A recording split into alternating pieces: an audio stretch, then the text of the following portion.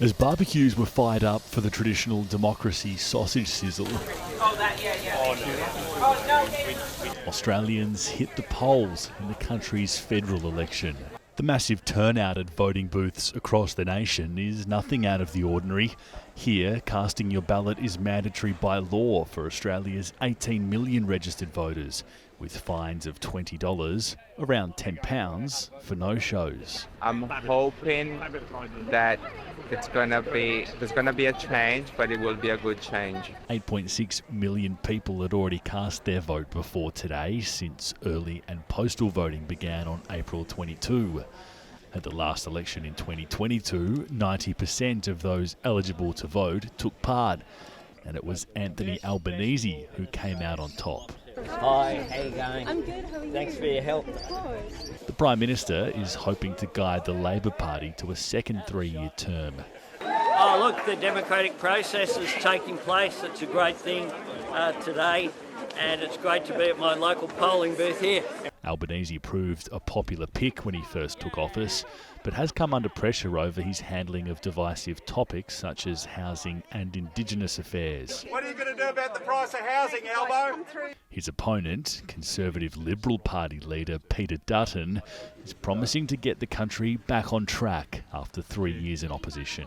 I'm confident that Australians have seen through a bad government, and I'm confident that Australians can't afford 3 more years of what they've experienced. And there are a lot of families who are really doing it very tough at the moment, and Australians can't afford 3 more years of Labor. And Australia's cost of living crisis has been the backdrop of the election campaign, with both leaders making commitments to ease the pain of soaring food prices and interest rates. For me, it's having vision and thinking about the future of our younger Australians. For Australia, I just would love to see policy that's really focused on long-term policy rather than short-term gains. I'm hoping for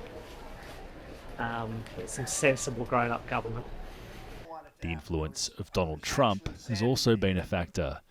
Dutton has distanced himself from comparisons to Trump due to the former Minister for Defence and Immigration's claims that Australia takes in too many migrants.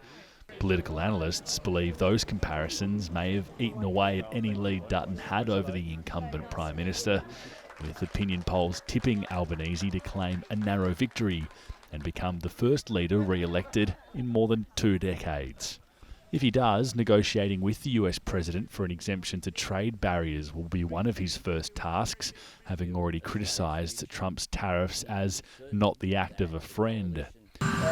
They are calling and I will be talking to him, yes. Despite predicted anti-Trump sentiment, the declining dominance of the two major parties in Australia means independent candidates are again expected to poll well, as disgruntled voters seek alternatives. Then people need to vote with Palestine today and send a message to the Australian government, particularly in seats like this. Send a message to the Labor government, it's not good enough. I am hoping for a government that is fair and actually follows through on what they promise. Labor held a narrow majority of 78 seats in the 151-seat House of Representatives, the lower chamber where parties form governments. Dutton's Conservative alliance of parties known as the Liberal National Coalition held 53 seats in the last parliament, and a record high 19 lawmakers were not aligned to either the government or the opposition. With voting now closed on the country's west coast, it won't be long before Australia's future becomes clear. Joshua Dorr, ITV News.